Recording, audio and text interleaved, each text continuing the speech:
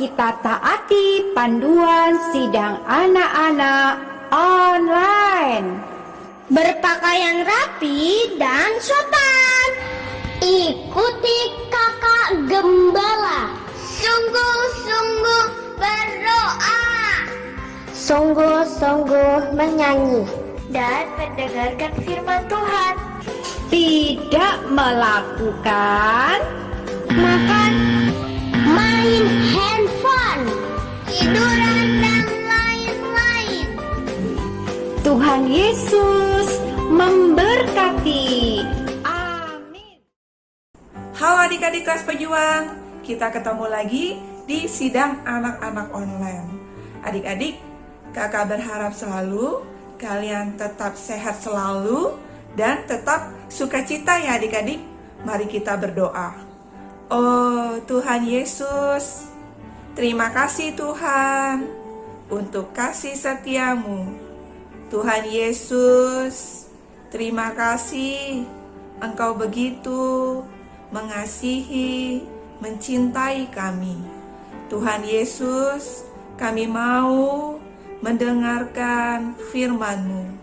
Tuhan, kami buka hati kami, telinga kami, juga roh kami untuk dipenuhi oleh firman-Mu.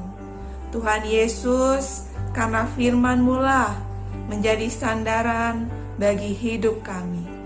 Terima kasih Tuhan, kami cinta padamu. Amin. Adik-adik, di dalam hidup kita pasti menemui masalah-masalah.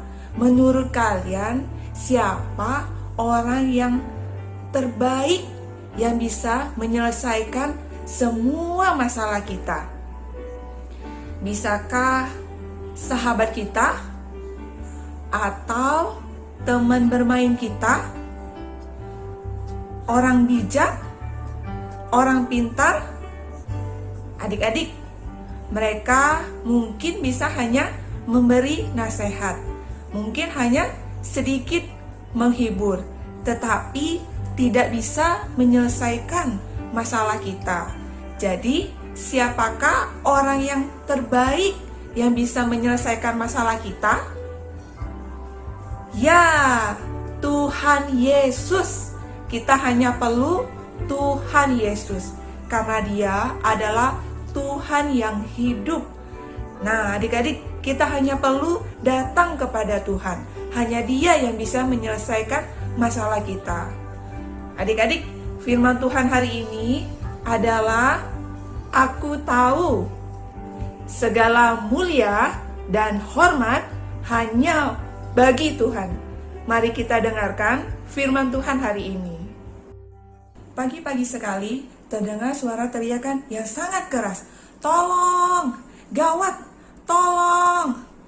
Orang-orang segera berlarian untuk melihat apa yang terjadi. Adik-adik, orang-orang Filistin telah merebut tabut Tuhan dan membawanya ke kota Asdod, kota mereka.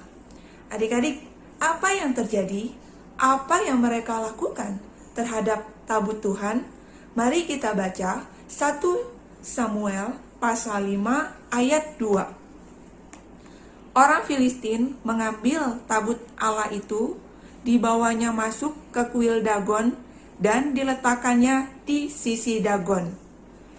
Bayangkan adik-adik, Allah yang hidup disejajarkan dengan Dagon, patung berhala orang-orang Filistin. Itulah sebabnya keesokan paginya ketika orang-orang Asdod bangun pagi-pagi, mereka melihat Dagon jatuh menelungkup di hadapan tabut Tuhan. Adik-adik, setelah itu apakah mereka bertobat? Mereka mengambil lagi Dagon itu dan meletakkannya ke tempat yang semula, disejajarkan dengan tabut Allah. Orang-orang Asdod tidak menghormati Tuhan yang hidup. Karena itulah Tuhan memberikan ganjaran kepada mereka.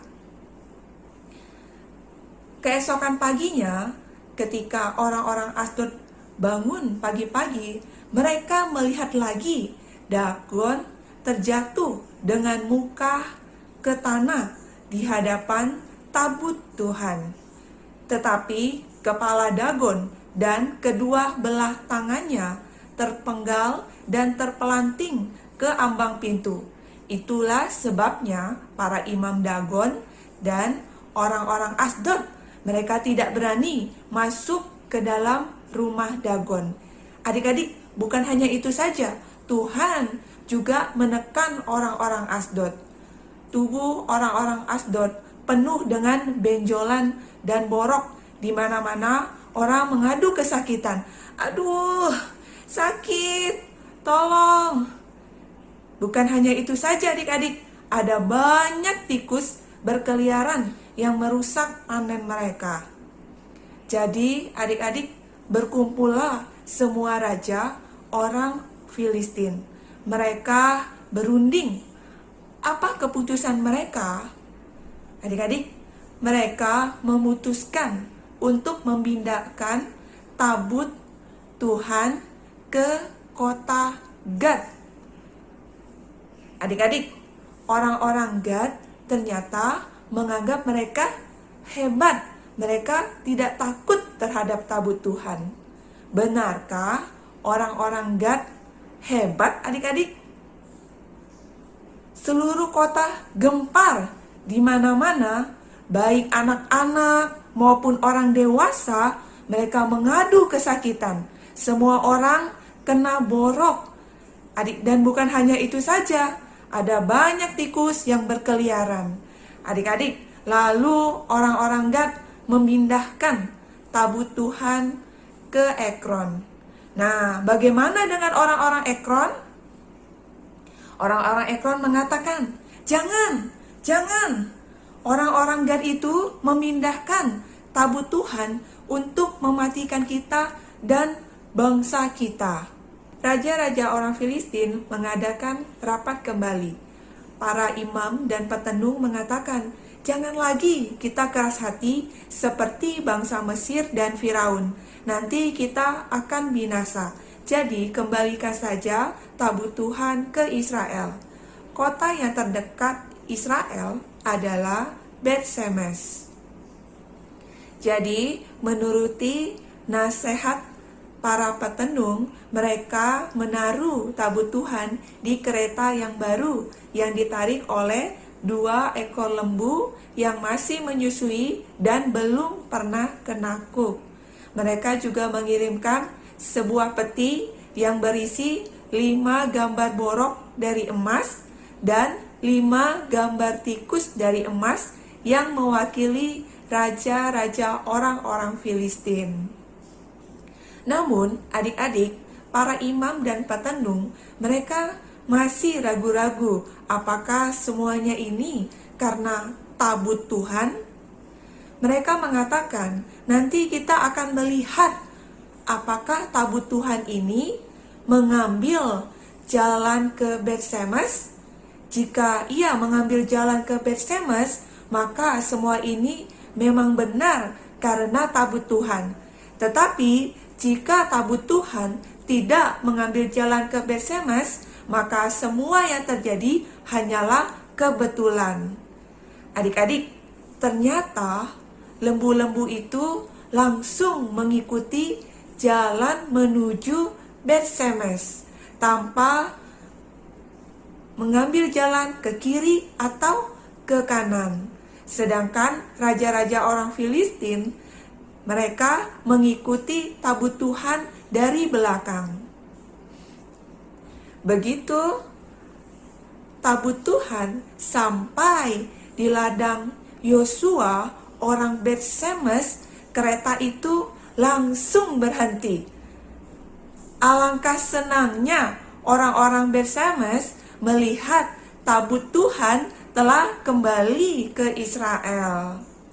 Mereka langsung membelah kayu dan mempersembahkan lembu-lembu sebagai korban kepada Tuhan. Melihat itu semua, pulanglah raja-raja orang-orang Filistin. Wah, adik-adik, sungguh luar biasa ya, bahwa kita punya Tuhan yang hidup, Allah yang hidup.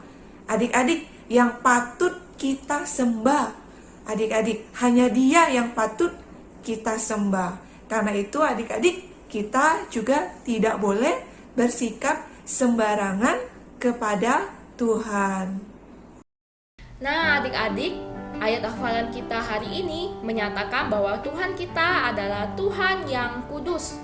Kita baca yuk sama-sama dalam 1 Samuel pasal 6 ayat 20a. Siapakah yang tahan berdiri di hadapan Tuhan Allah yang kudus ini? Nah, adik-adik, Tuhan kita adalah begitu kudus dan mulia. Bagaimanakah seharusnya sikap kita kepadanya? Bolehkah kita sembarangan jika datang beribadah? Misalnya, tertawa-tawa, atau berbisik-bisik, atau mengisengin teman. Nah, dalam ibadah anak bukanlah sikap yang menghormati Tuhan ya, seperti itu adik-adik. Atau misalnya, tidak menyanyi dengan sungguh-sungguh, tidak berdoa dengan sungguh-sungguh. Nah, itu juga bukanlah sikap yang tepat ya adik-adik. Bukanlah satu sikap yang menghormati Tuhan. Nah, adik-adik, yuk kita berdoa ya kepada Tuhan. Kita katakan bahwa kita mau sungguh-sungguh menghormati Tuhan yang kudus dan yang mulia itu. Yuk ikut kakak untuk berdoa ya.